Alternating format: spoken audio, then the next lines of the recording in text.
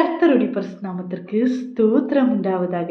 இன்று கர்த்தருடைய வார்த்தை, சௌந்தரியம் வஞ்சனை உள்ளது, அழகும் வீண். கர்த்தருக்கு பயப்படுகிற ஸ்திரீயே புகழப்படுவாள்.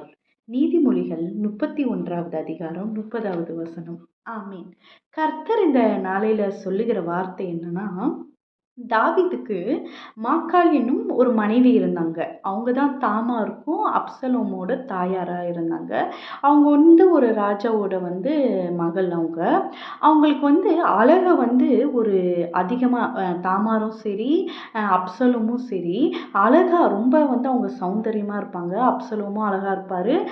தாமாரும் அழகா இருப்பாங்க. ஆனா அதோட முடிவு ரொம்ப விபரீதமா இருந்தது. அவங்க வஞ்சிக்கப்பட்டாங்க. தாமார், அப்சலோம் இறந்து போனாரு.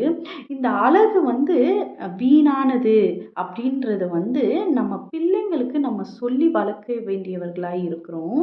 அதுவும் பெண்களாகிய நம்ம சின்ன வயதிலே பிள்ளைங்க கிட்ட நீ ரொம்ப அழகா இருக்க அப்படின்னு சொல்லி அழகுக்கு முக்கியத்துவம் கொடுக்காதபடிக்கு பிள்ளைகளை அவங்களோட சிந்தையை உலகத்திற்கோ மற்ற காரியங்களுக்கோ அலக்களிக்காதபடிக்கு கர்த்தருக்கு பயப்படுகிற பயத்தை இங்க தாமாருக்கும் அப்சலோமுக்கும் கர்த்தருக்கு அந்த பயப்படுகிற பயம் இல்லாததுக்கு அவங்க தாயும் ஒரு காரணமா இருந்திருக்கலாம்.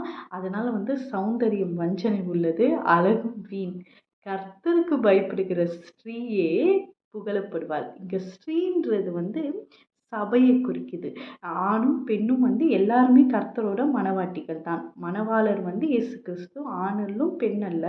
எல்லாரும் கர்த்தருக்கு நம்ம ஸ்ரீயா புதிய ஏற்பாட்டு சபையாய் நம்ம இருக்கோம். கர்த்தர் இந்த வார்த்தையை ஆசீர்வதிப்பாராக. கேட்ட யாவரும் ஆசீர்வதிக்கப்பட்டவர்கள். ஆமீன், ஆமீன். ஹல்லேலூயா.